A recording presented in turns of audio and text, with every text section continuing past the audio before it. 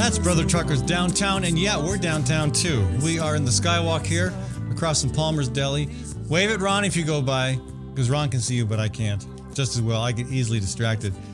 I want to thank the Iowa chapter of the Sierra Club and Iowa Physicians for Social Responsibility. Also, the Great March for Climate Action for sponsoring this program. We've got a lineup here today, including filmmaker Lauren Hickman joining us later in the program to talk about her film Flick, which will screen twice at this weekend's Des Moines Arts Festival. Also going to take a look at some of the new data on Iowa's energy use, and also Tom Vilsack's comments on climate change as it affects agriculture in response to President Obama's speech earlier this week. The main course today is to look at the historic rulings, from my point of view, one positive, one not so much, on the Voting Rights Act yesterday, and also on the DOMA, on the Defensive Marriage Act, the so-called Defensive Marriage Act. We're going to talk about those issues with Ron Yarnell. Also, Joseph Glazebrook is joining us. I do want to take another second to thank Gateway Marketing Cafe for sponsoring this segment of our show, and remind you to support all the businesses that make this show possible, like Leonard Tinker Heating and Cooling, Hawk Restaurant in the East Village, and the Immigrant Entrepreneur Summit, an event coming up in November that is well worth considering attending if you'd like to become your own independent business entrepreneur. Okay, so, big rulings yesterday. Yeah, these are huge decisions. Ron, where do you want to start? Well, let's take on the Voting Rights Act. Do you like how I threw that back at you? Yeah. You thought I was going to be, as the host and all, I was going to pick a direction. You were going to lead. You were going to set the pace. You thought this waltz was on me? No, you get to lead. Well, it's from what I understand, from what I've heard, the Supreme Court's majority argument is that the South, which the Voting Rights Act particularly applies to, is particularly targeted towards, has changed in the last 50 years. And I think that's actually a valid argument, that it has changed in the last 50 years, that African-American people in the South are far more enfranchised than they were during the height of the Civil Rights Movement in the 60s. Right. I guess I'm looking at this with the question I have, and it's always dangerous trying to figure out people's ulterior motives, but I'm wondering if this is a favor towards conservative political movements to kind of give voter suppression a bit of a goose. And if is it a concession to the conservative wing of the country for the other Supreme Court ruling on marriage equality? Well, you'd have to explain why that is. I'm just throwing it out there. Actually, I don't believe it is the case, but since you suggest that, I thought I'd go one step further. I'm just looking at this. If it is something that's supposed to help out voter suppression tactics, I have to say that voter suppression is a failure. And it's a failure for... Well, how you tell Al Gore it's a failure. I mean, gosh. Tell Barack Obama how it's a failure. All right. When you win by a big enough margin, you don't have to. In 2012, there were very concerted and widespread efforts at voter suppression, and they did not work out well for the Republican Party. Right. And my feeling is if your hopes are laid in the idea that you're going to try to prevent the other guy's voters from coming out, right, rather than try to build up your own argument to sway voters, you're in a weak position. Are you saying that didn't happen in 2012? I think it happened in 2012, 2008, 2004. In terms of the Obama Romney campaign election, it didn't happen to an extent that differed the outcome. But that's the point. We don't know how extensively it was, but there's no doubt it happened.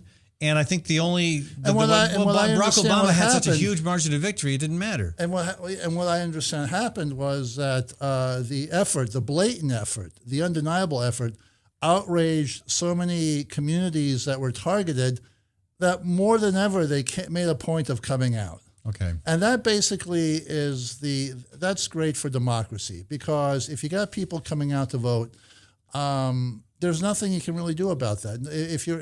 If your strategy as an ideological movement, as a political party, is that you're going to put all your eggs behind the in the basket of preventing the other guys, people from coming out to vote. I'm sorry, you're in a weak position. You're in decline. All right, but back to the Supreme Court ruling. Okay, again, the focus here is on minority voting rights. Right. Although, again, as we've noted, I think that voter suppression goes well beyond the minority community. The Supreme Court, well, Roberts is saying that that things have changed. I mean, I don't see any, and maybe there are. I'm sure there are specific references somewhere. Maybe there aren't, but I have not seen them.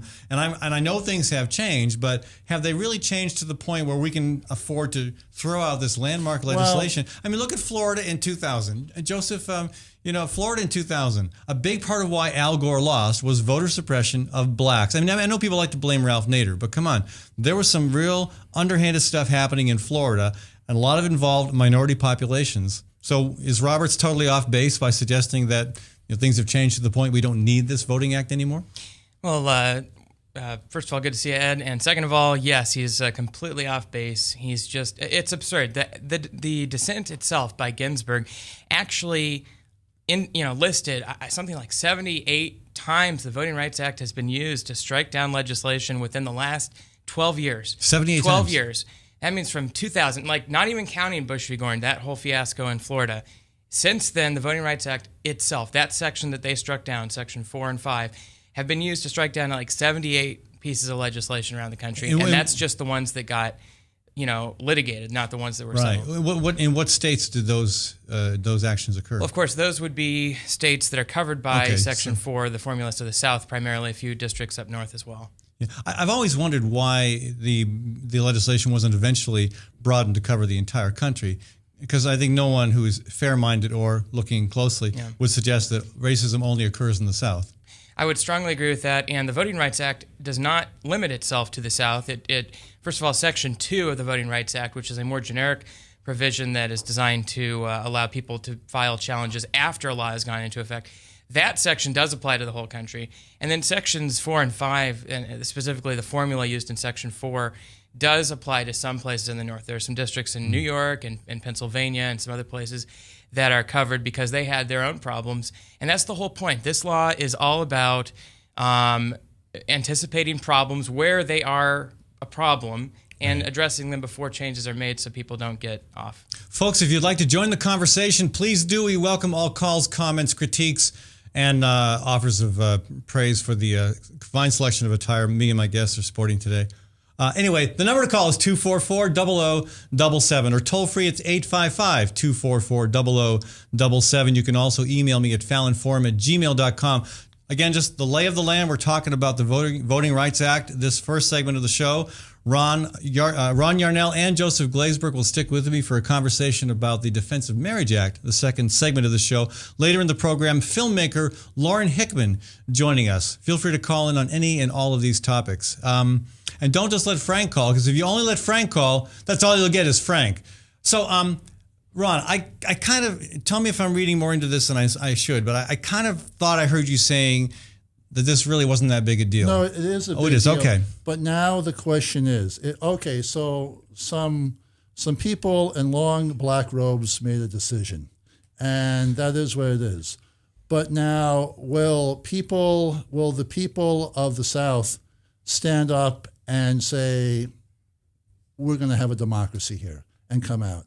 And that leads to the question, for example, will the Democratic Party, assuming the Democratic Party has an interest in this. Well, I think they do. Are they going to mobilize voters? Because if they rise to the challenge of mobilizing voters, if they do retail politics where it matters in the targeted community, then I think it can be thrown back in the faces of those who are trying voter suppression. But in close elections, you can still, just a little bit of voter fraud goes a long way in a close election. And that's what the Republican Party learned from 2000. They did learn that a handful of votes can make all the difference in the world. Mm-hmm. And they tried to apply that in 2012, and they didn't succeed. Well, but they've applied it in other races as well, to the point now that we have some states where the legislature is not only controlled by Republicans, but they have gerrymandered the districts so that they assure Republican control well into the future. And I don't know what you can do about that. The question for me is there a political party, and we kind of defer to the Democratic Party, although I have my concerns about that, and I know you have your concerns about that. Is there a political movement that can get out voters to practice authentic democracy, to stand up to intimidation, stand up to legal machinations, or are people just going to take this on the chin? Well, that remains to be seen. Joseph, same question to you. How serious is this setback for democracy and voting rights? I think this is a tremendous setback. I think that within the last 20 years or so, I think this is in the top 3 as far as the worst cases the court has decided. The top 3 are without question Bush v. Gore, Citizens United in this case, and it's of that same tier of seriousness, because what's going on here is the court is basically, and this is the part of the dissent that Ginsburg wrote. It's like, if it's raining outside and you have an umbrella, you fix the problem of the rain. Therefore, you're dry. And the court's saying, okay, now give up your umbrella because you're dry now.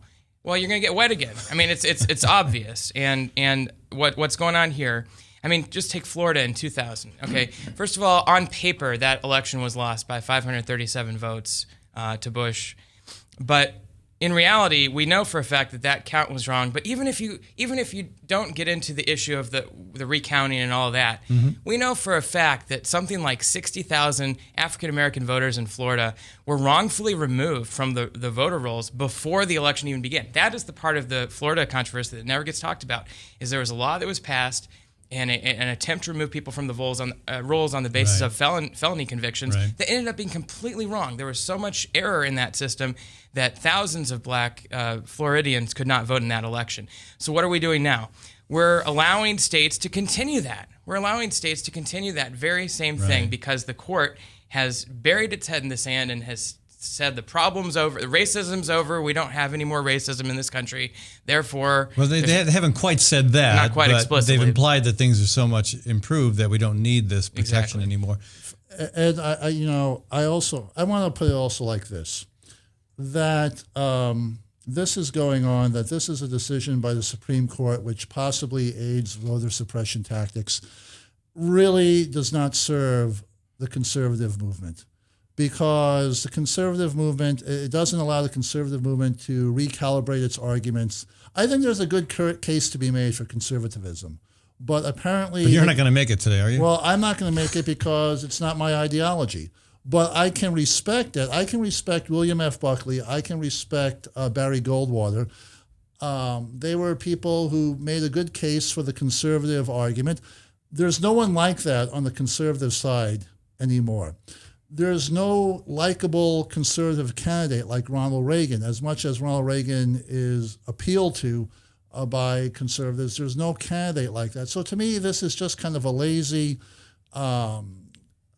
tactic that just tells me that the conservative movement and the Republican Party, to the extent that the Republican Party is linked to the conservative movement, is in decline. Well, Roberts is trying to throw this back on Congress, saying, hey, Congress, if y'all think this is really a problem anymore, update the law so that it reflects the progress that's been made over the past several decades, and then we will allow the provisions of this act to stand.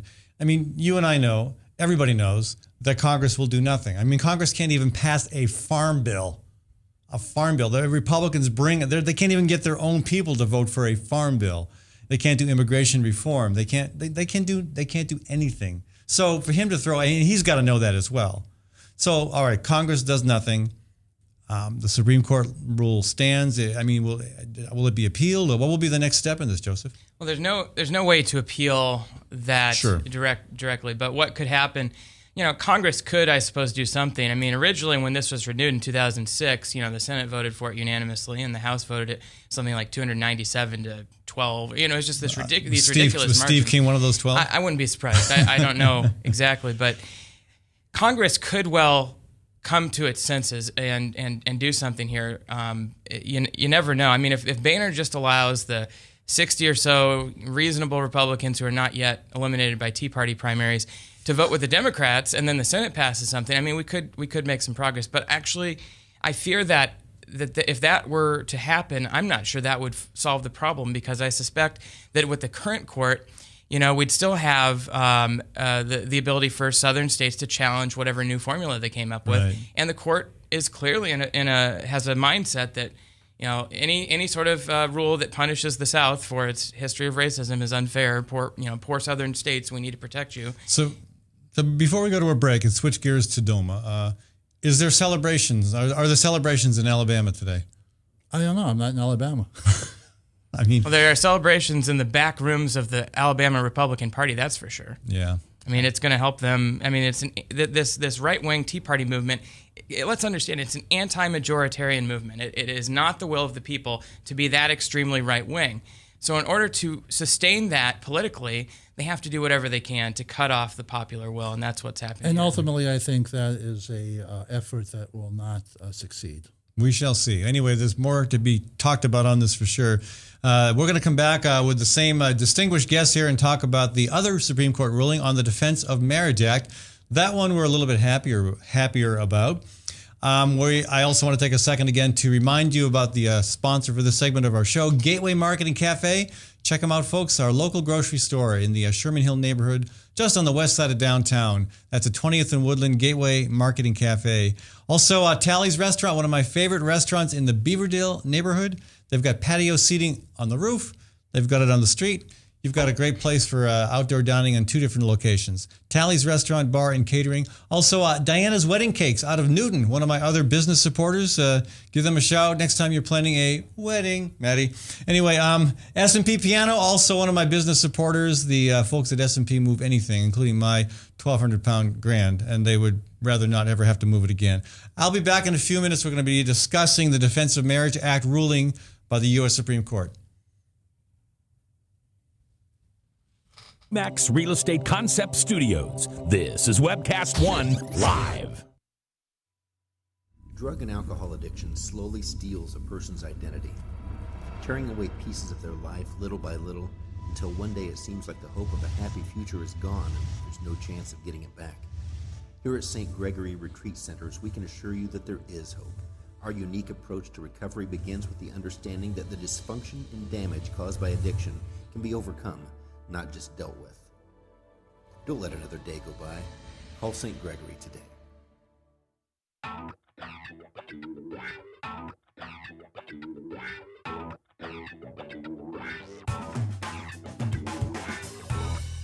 Well, good morning. This is the 7th of June in the Lord's year 2010, and this is day 1 of webcast1live.com. We will begin with Max World Live with my special guest, Tom Coates. In just a minute, there's Tom. Wait. Howdy. And we will be live for the very first time on Webcast One Live.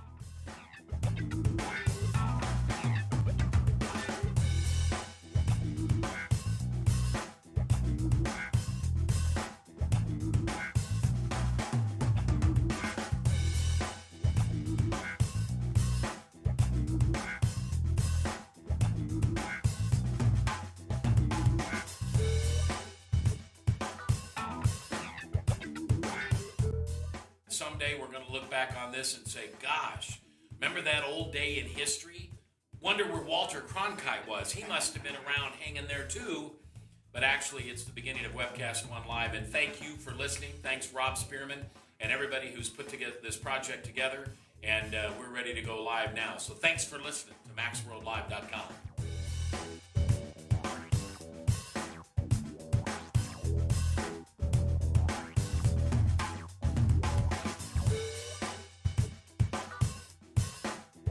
I can't tell you that it's going real well from time to time, but it is going.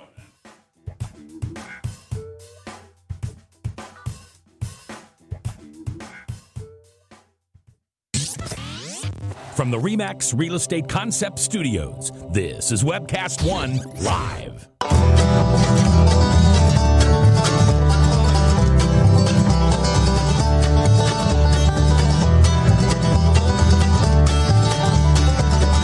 Babers, Neighbors, folks, I believe they're playing next weekend at 8035. I know this weekend we have the Des Moines Arts Festival, one of the 3 biggest art festivals in the country. Biggest, maybe biggest is the wrong word. Best. Let's go with best. Again, why would it not be best? We are the cultural and culinary crossroads of the continent. We should have the best art festival. It really is worth checking out. We're going to be hearing from Lauren Hickman, a filmmaker whose film Flick will be screening twice during the Arts Festival, something something also interesting to put on your calendar. I want to thank Tally's Restaurant, Bar, and Catering for sponsoring this segment of our show. I also want to thank the Fighting Burrito, one of my favorite places for a quick and healthy and really affordable lunch. Fighting Burrito is at 13th and Locust and also on 117 Welch Ave in Ames. Speaking of Ames, Story County Veterinary Clinic, also one of our business supporters. And Ritual Cafe, also at 13th and Locust. Again, check out all sorts of details about these folks on my website, fallonforum.com. But don't stop there. Thank them for supporting the alternative. I mean, again, is Jan Michelson talking about how bad the Voting Rights Act decision was? Is Jan Michelson talking about marriage equality? No. So you're going to get conversations here you will not find elsewhere. Speaking of which, DOMA took a big hit yesterday. Joseph, you were at the rally that was, a lot of us attended the rally. And again, this is not the whole enchilada, but this is a significant step from a Supreme Court that everybody regards as conservative. First of all, was the ruling a surprise? The ruling wasn't that big of a surprise. I think what was most surprising about it was how broad it is. Let me just explain that.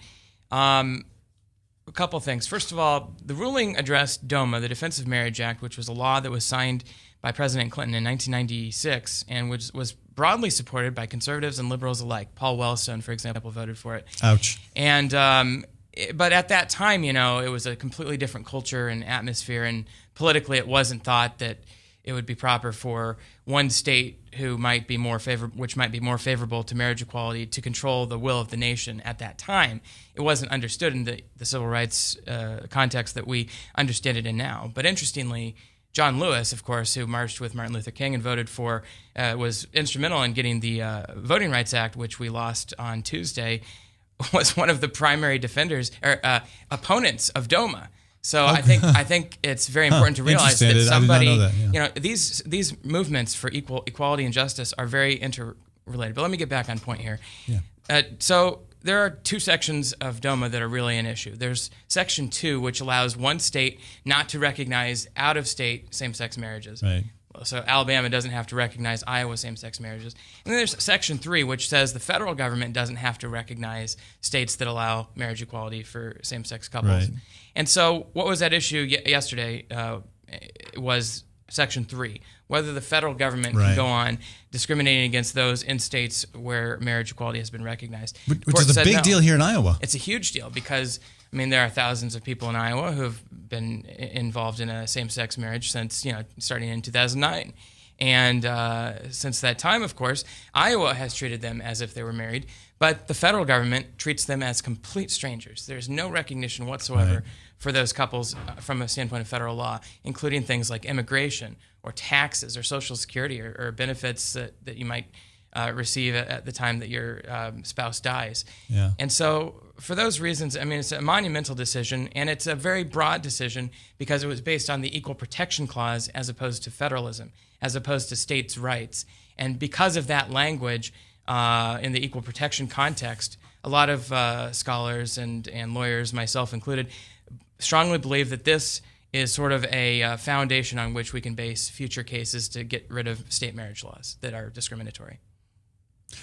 It's again, a lot of us are feeling, well, when is this all going to come to the point where there is no longer any discrimination anywhere? But the bottom line here in Iowa, these thousands of same-sex couples can now access those federal benefits that they were previously unable to access. So what happens to, for example, a couple married in Iowa who live somewhere else? Yeah. Do they still have access to those federal benefits or not? Well, if they live in a state that recognizes their marriage, which include not only the 12 jurisdictions in which marriage equality is recognized, but I think there might be one state, and I can't remember which one it is, I think it might be New Jersey, which recognizes out-of-state same-sex marriages, but which does not perform its own marriages. So in one of those 13 or 14 states, of course, the federal government will recognize you as married and will give you federal benefits. But if you move to a state like Alabama or Utah or Texas, one of the 37 states or so which does not recognize same-sex marriage,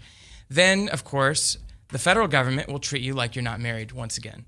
And that might sound surprising, but the reason for that is because the federal government actually bases the determination upon whether you're married, not on whether you actually got married, Right. but whether you live in a state which recognizes Okay. your marriage Okay. right now. Right. And there's some efforts to change that. Okay.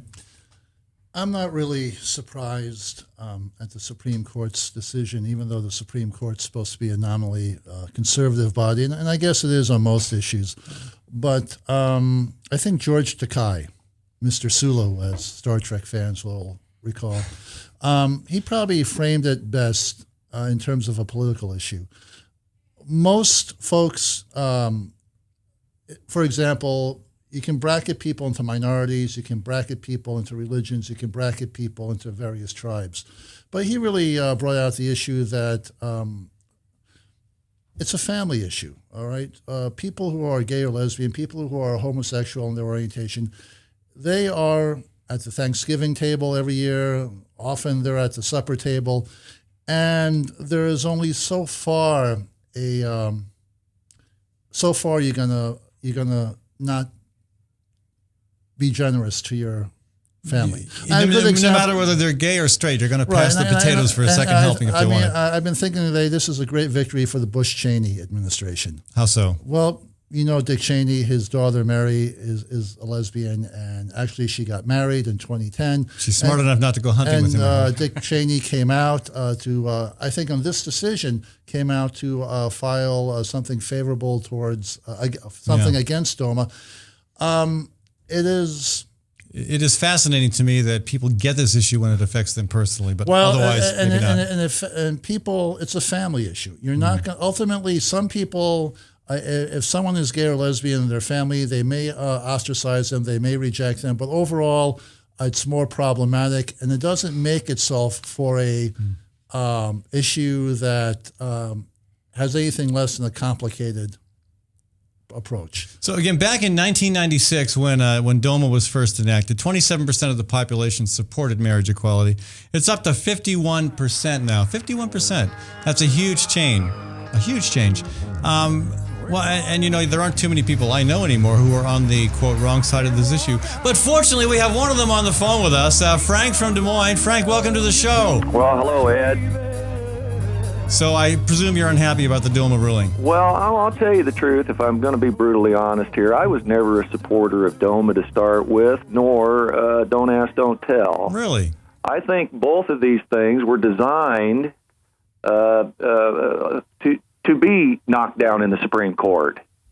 They weren't good law to start with. I don't see why you need a law to protect a given. Marriage is marriage. Marriage is what it is. Marriage is what it's designed to be. So why do you have to have an artificial law to protect something that's a given? Okay, marriage has evolved over time. Well, yeah. Come on, Frank, admit man it. has evolved, but God's immutable law hasn't evolved. Okay. But I've been kind of saving. Well, I mean, go ahead. I've been kind of saving some powder here for a couple weeks for your buddy Glazebrook. Fire away. Well, I'll tell you, a couple weeks ago when he was on your show, he thought it was kind of funny that the IRS or the government, use the IRS to spy and to persecute the Tea Party. He thought that was kind of cute. But then he turned around. I think you're putting words in his mouth, but anyway, go ahead. But then he turned around and he said, well, he wasn't too happy when he found out they were just generally spying on emails, faxes, posts, et cetera, on Facebook. He didn't like it when it got turned around and the spying become on him. Frank, I can't believe it. I'm talking about sex and you're trying to change the subject. I mean, usually I'm talking about something else and you bring it back to sex. Well, but let me give Joseph a chance to respond. All right. Well, first of all, I don't believe I actually was on the show to talk about the IRS situation. My position on that is anytime the IRS is targeting a group for political reasons, regardless of its ideology, it's not proper. But my ultimate position is that the IRS has wrongfully been interpreting federal law on the issue, which requires the tax-exempt organization to be exclusively for social charitable purposes and not primarily, which is how the Code of Federal Regulations interprets that language. And so for those reasons, I think way too many groups are getting tax-exempt status overall. But my position has never been, it's okay to do it to the Tea Party, but not okay to do it to anybody else. You come off like that. I'm sorry if I said it wrong, but you mentioned Bush versus Gore. I mean, Listen, I'm going to tell you something. I don't know whether you know it or not, but there was a precinct county in Florida that had 15,000 ballots that were double marked, double voted for president. Which county would that be? I can't remember the exact Of county. course. I would have to get that to you later, but I've read this precisely, that this particular 15,000 votes was a conservative county, and most of these people, most of these ballots were a straight Republican vote, and we're to believe that after these 15,000 people voted straight Republican, they went back and changed their mind and said, oh, no, I'm going to double vote here, and I'm going to vote for Gore. And these 15,000 ballots were thrown out. There were so many legal problems with what was going on down there. There was chads being found in the boxes every time these ballots were being handled. Something had to come down. Okay. Some decision had to come down. Well, and the to Florida stop that. Supreme Court came down and they said, here's how you do it. You have one person from each party, and then you have one neutral person, a judge, oversee each county's recount. And it was working great until the Supreme But Court they put its wanted big to mouth. on- But yesterday the U.S. Supreme Court redeemed itself, at least partially. Ron, They before we were- on- they were I want to intent bring up a on point counting here those- about the estate of marriage. And this is something that I don't hear a lot from folks who want to bring a theological argument into the situation. I don't think theological arguments are bad, but it bears people should bear in mind that 1648 Treaty of Westphalia ended the 30-Year War, also established the modern nation state. And under that treaty, under that provision, private life shifted from being under the jurisdiction of the church to being under the jurisdiction of the state. So that being the case, whatever the state says is marriage is, for practical purposes, marriage. Well, we're kind of all over the board Does on the this today, but government, Ron, Frank, does the state have Frank, I got to run to a break. Can you hold me over? No, because I got to switch gears to another topic. How do you feel about filmmaking? Well, yeah. I mean, I'd love to get my 2 cents in on the ruling about the DOMA and the gay marriage. Well, God, Frank, I gave you 5 minutes to get well, your 2 I cents know, worth. but You're a Ed, spendthrift. I want to tell you your problem. You done a drive-by the other day. You had about 20 topics, and each one of them topics deserved an hour show in and of themselves. Well, if you can get a few of your buddies to call in, maybe we can stretch it out a bit.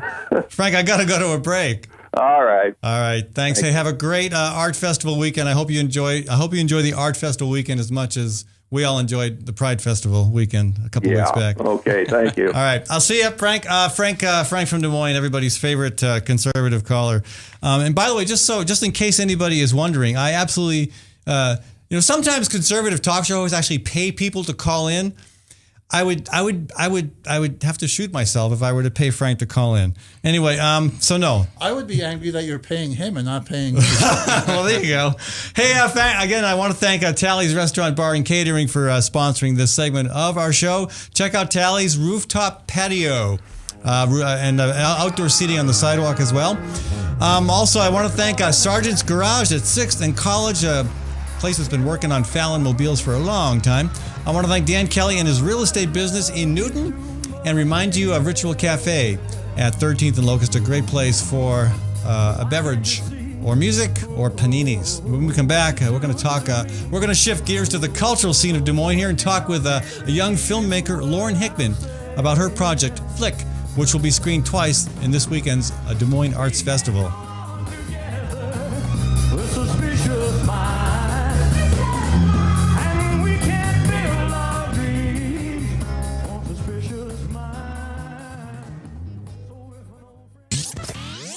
From the RE/MAX Real Estate Concept Studios, this is Webcast One Live.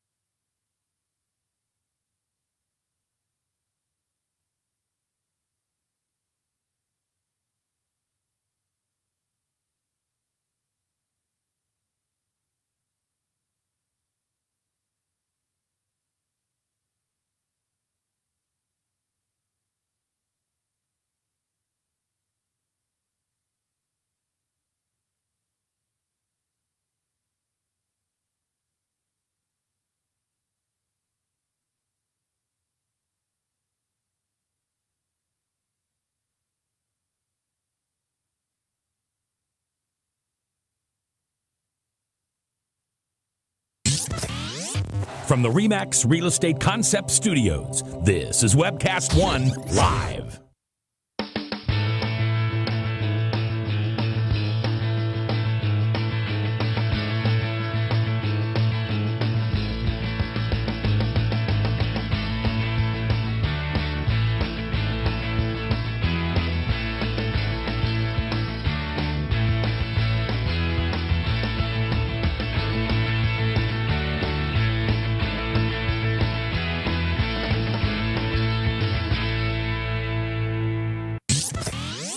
From the RE/MAX Real Estate Concept Studios, this is Webcast One Live.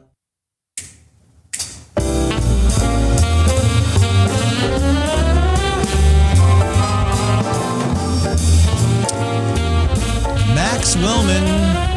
Max will be on this program next week talking about some of his upcoming events, including a performance at the Grapevine. That's a fun opportunity to sip wine and listen to great jazz. I want to thank the $1 Million Marathon for sponsoring this segment of our show. This is an amazing event. There are so many amazing events organized right here in Des Moines, Iowa, including the Great March for Climate Action, but this one is equally amazing. This is 160 marathons consecutively, passing the baton one to the other across the country, 4,000 miles of raising awareness and, more important, raising money for cancer research. The goal is to raise $1 million marathon. It started this past week in Washington State. It'll be soaring through Des Moines on July 16th and 17th, running the first leg of the $1 Million Marathon. Dr. Richard Deming, who's the founder of Above and Beyond Cancer. This is the charity that is helping to sponsor the event. It's an amazing opportunity, folks. If you you can be a part of the events here in Des Moines, but maybe you have already sponsored somebody who is on the run. Anyway, that's worth keeping an eye on. I want to thank Tally's Restaurant, Bar, and Catering, and also the Immigrant Entrepreneur Summit for sponsoring this program. We're going to talk about culture here. I mean, what better weekend to talk about culture than the Des Moines Arts Festival?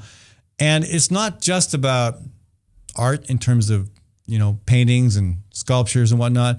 It's about film art as well. And a young filmmaker here in Des Moines, Lauren Hickman, has her film, Flick, which will be premiering. Is this a premiere? I think it might be. It'll be screening at any rate twice at the Des Moines Public Library, once on Friday, once on Saturday at the Des Moines Arts Festival. Lauren, welcome to the show. Oh, it's good to be here, Ed. Good to see you. Yeah, and pull that mic down right in front of you there. I can sit up taller. Yeah. Thank you. Yeah. So, filmmaking. This is great. Yeah. No, it's been a 10-year project for me. Flick was first kind of came to be in the 1980s with my mentor, Roy Fisher, and a couple of his friends. And they had this idea about, let's make a movie about a cigarette lighter and follow that story around, something like Cat's Eye or $20 Bill. And in 2002, when Roy was mentoring as an artist to me, he gave me the idea, and we started writing up some ideas about the script and what the lighter was about and who the girl would be that would kind of protect the lighter and what the story was about. So, now, why a lighter? I think cigarette lighters, they kind of get passed around at parties, and, it's sort of a subculture. Kind of like chapstick. I don't think chapstick gets used communally the way that a lighter would, but it just seemed like a good way Depends on the party. Yeah, that's true. Well, it's an object that can be utilized in multiple ways and can get passed by many different types of people. And the subculture targeted in this film, a cigarette lighter would be an apropos. Okay. Yeah. And so the film, the cigarette lighter is the catalyst for some deeper conversations and perceptions. Mm-hmm. Absolutely. The story is basically a failed coming of age of two half brothers. There's Sonny, who's a young artist, and his older brother, half brother John. And Sonny leaves home to try to escape some old habits. He's got some substance abuse issues, and he's left a girlfriend. He's been orphaned. His parents both dying. And the story is about meeting him as he returns home after years of being away from his hometown. And the lighter is picked up in the evening early on.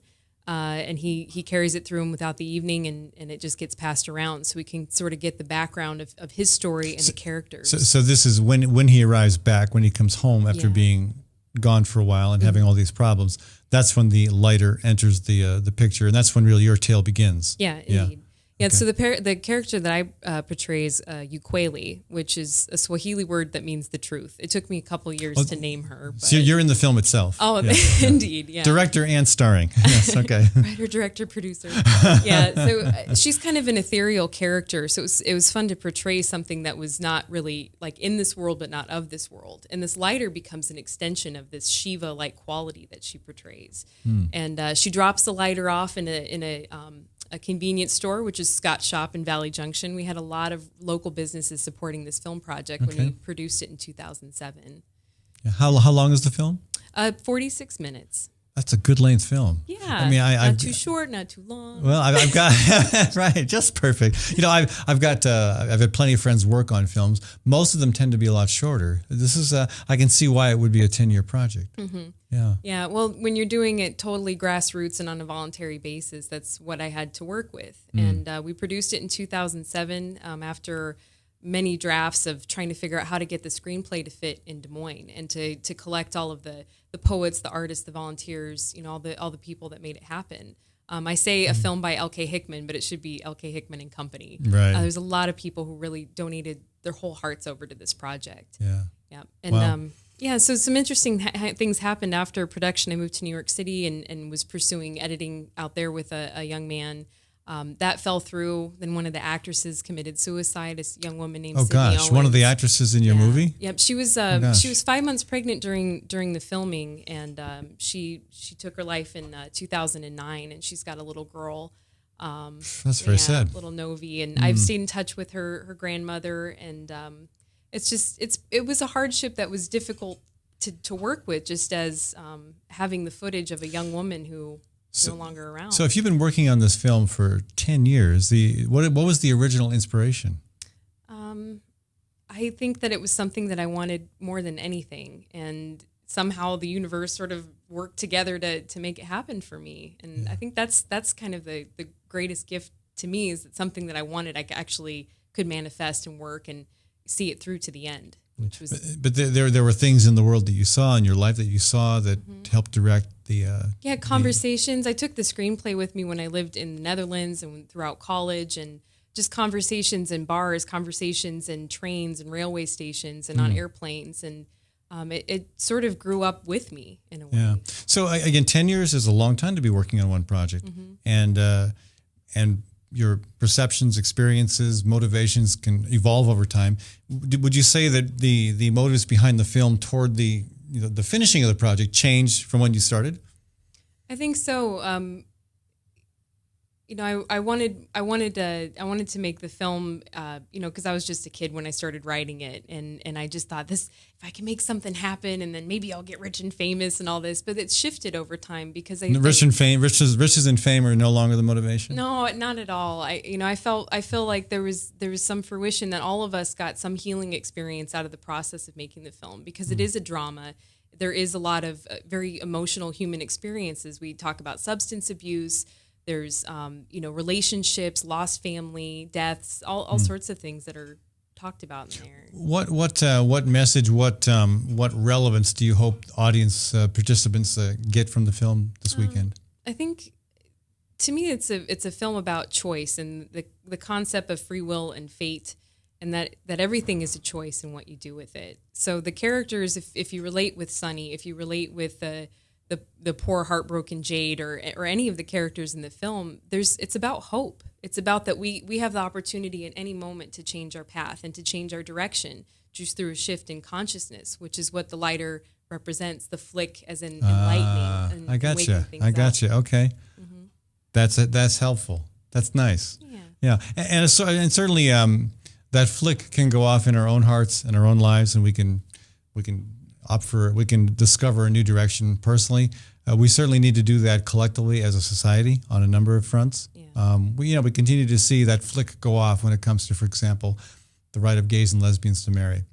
I'm waiting for the big flick to happen on climate change. Hopefully this march that I'm helping to organize next year, this 3,000-mile trek across the country involving 1,000 people, hopefully that will be the flick that helps get us off the dime on climate change.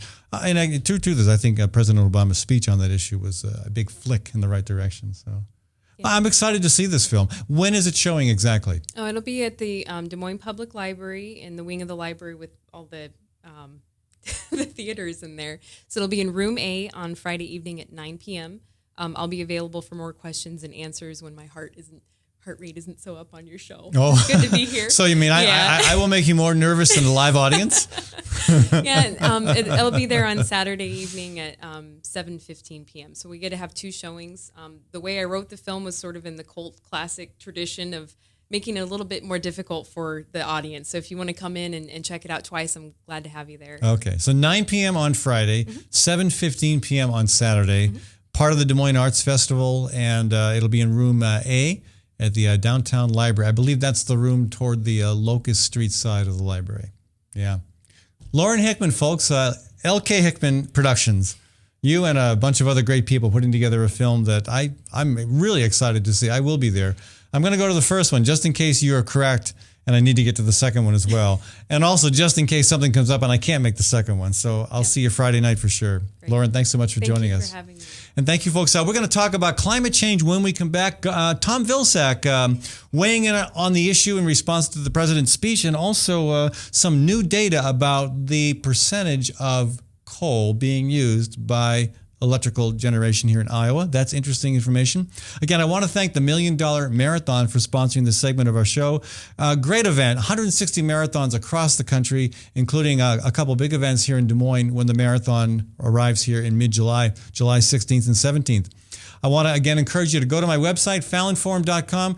You know, when you're there, you can make a donation to help support this program. You can also support the businesses that make this program possible. Businesses like Community CPA and Associates for taxing and accounting issues. And also Fighting Burrito, one of the great places here in downtown Des Moines for a fantastic lunch. Obviously, you're getting a burrito, and they are custom made.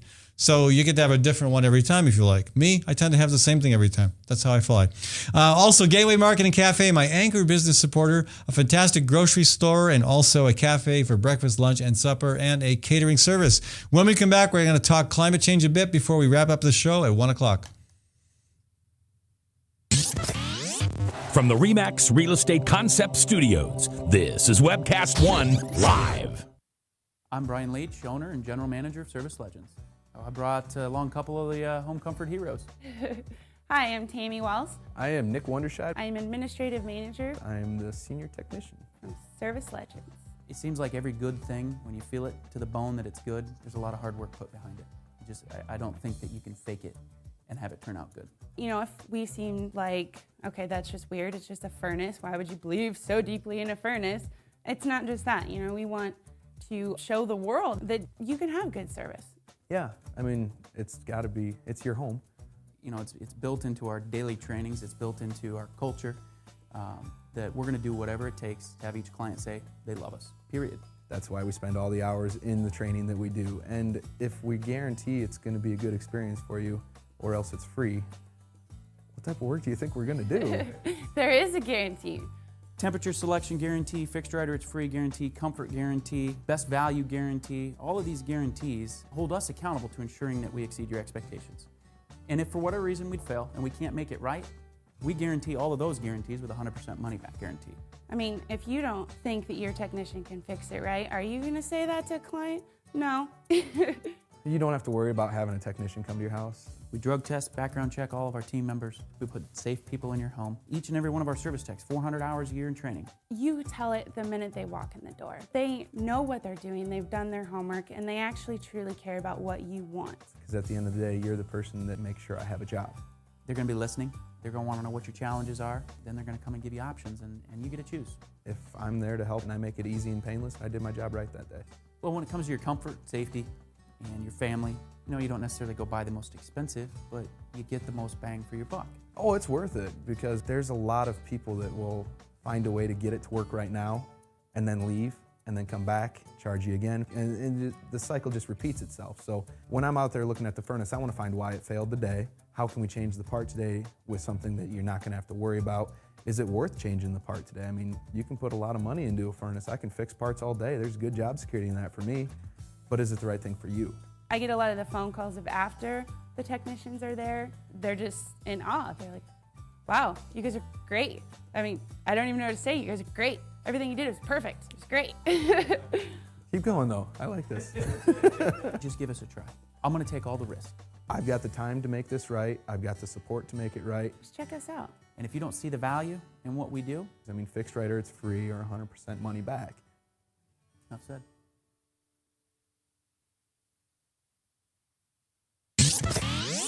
From the RE/MAX Real Estate Concept Studios, this is Webcast One Live.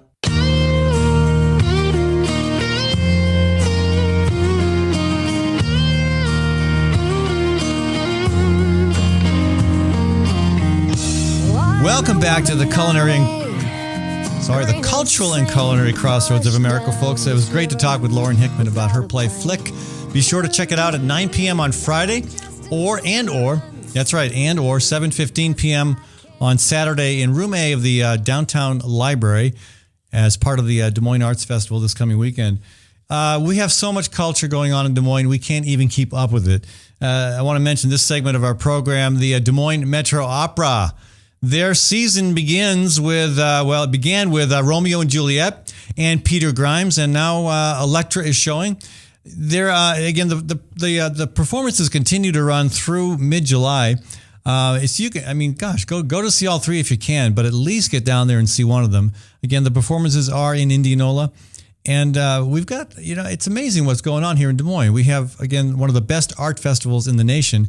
We also have one of the best opera companies in the nation. I met one of the stars of last year's performance. Don Giovanni was on this program. A tremendous singer and actor from Texas. So check it out, folks. That's the Des Moines Metro Opera in their 41st season. I do want to thank Tinker Heating and Cooling, also Hawk Restaurant, and Story County Veterinary Clinic for sponsoring the Fallon Forum. All right, before I tell you, even though Tom Vilsack and I disagree on a lot of things, I have a lot of respect for the guy, and I will tell you my latest impressions of some of his comments in today's paper, but I got to bring this point to your attention. The percentage of Iowa's electricity being generated by coal has been on the decline. We have been describing it at about 71.8% in recent years. Well, good news from my point of view, bad news for those who grow coal for a living. But the Iowa Utilities Board just 24 hours ago, they obtained updated figures. Apparently, the U.S. Energy Information Administration is the one that tracks these sort of things. And they presented the breakdown in 2011. I guess we're running there's a little bit of lag time on how this works. But in 2011, we shifted from a 71.8% use of coal for electricity to only 67.8%. Again, only. That's still the vast share of what we burn, how we produce electricity is from coal. But it's down. It's declined 4%. Wind is at 19%. Nuclear is at 9.25%. Natural gas at 1.76%, and hydroelectric power at 1.64%. Other renewables, including solar, only 0.28%. All right, so analysis of this data, okay? May coal continue its descent to the point where it is no longer a source of fuel in this state. And again, we may take a little bit of time to get there, but folks, we got to move there as quickly as possible given the severity of the climate crisis. Wind, I actually thought wind was higher than that. I've heard the estimate of our electricity generated by wind at between 20 and 30%. Okay, 19 still pretty good, but with Mid-American putting more wind turbines in Iowa. And hopefully, again, I'd love to see a continued renewal of the wind energy tax credits. With the wind energy tax credits, smaller entrepreneurs and farmers can get into the industry as well. And that's healthy. When you have more diversified control over production, whether it's agriculture or energy, it's a good thing for democracy. So hopefully that percentage that we get from wind will continue to skyrocket. Again, I'm disturbed to see that solar is so low, and that needs to change. We have plenty of sun in this state, plenty of sun, and there's no reason why we couldn't be doing our part on seeing that increase as well. Hydroelectric power, that is going to increase with the decision to generate power from the dam at Red Rock. And I know that there's a lot of opposition to hydroelectric power, and much of it is very, very justified. If you're damming up a river that's running free right now, you're going to create a lot of environmental havoc. But if the dam is already in place, if the water is already locked into that reservoir, you might as well catch the power generated by it as it leaves. And that's if you just go down to the Center Street Dam in downtown Des Moines, and just look at that thing. Walk on the bridge across the Des Moines River, that fancy new bridge we've got, pretty bridge, expensive but pretty. And you look at that dam. It is amazing how much power is coming off that thing. And you know what? I'm thinking, well, why not? I mean, we used to have all these little dams used to generate power. Why not? There's no emissions from that. I mean, again, I know the environmental impact, but if they're already there, why not tap into that resource? I'm all for that. Nuclear power at 9.25%. That's going to decline. It is declining, and it certainly will decline after Mid-American backed off its intent to build a new nuclear power plant here in Iowa. So, again, it's good news. My only concern is it needs to move faster. We need to go faster away from coal and faster toward all these other viable options, including hydroelectric power, again, with the caveat that let's not dam any additional rivers. Let's just use the dams we have. Okay, so big news this week, lots of big news this week, but one piece of the big news, the president's speech on climate change. Now, former Iowa Governor Tom Vilsack, the U.S. Secretary of Agriculture, responding, saying, quote, "This is a real issue and something that requires immediate attention.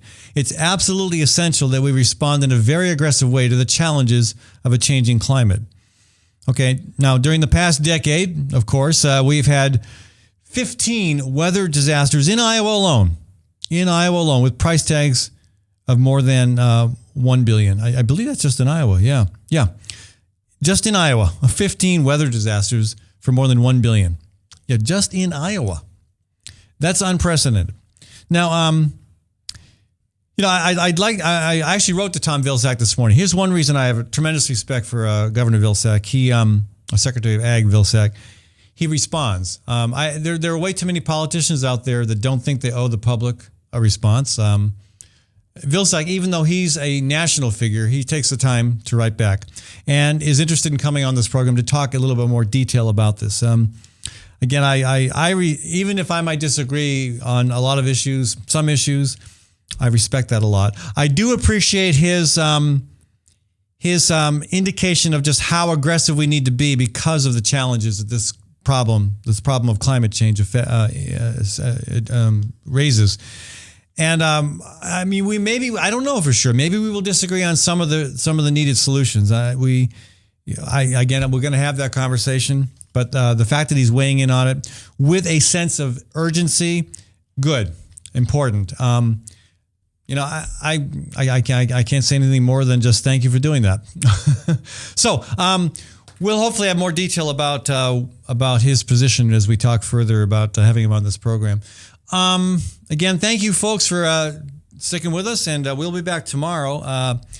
We've got more to talk about this week, and again, I do want to remind you about the upcoming Des Moines Arts Festival, but also the Des Moines Metro Opera's schedule. Electra, Peter Grimes, and Romeo and Juliet, all worth seeing at their performance center in Indianola. I want to again thank Dan Kelly in his real estate business for sponsoring this program. Also, Ritual Cafe at 13th and Locust. They should be a busy place this weekend. And Tally's Restaurant, Bar, and Catering. If you can't get there for lunch or supper, check out their Sunday brunch, and do check out their rooftop patio seating and also the outdoor seating on the street level. Thanks to all of my business supporters, all the organizations that make this possible, and to the people putting together great events that also help make this program possible. I want to thank Maddie Arrington, my producer, and Webcast One Live for providing this studio. I'll be back tomorrow.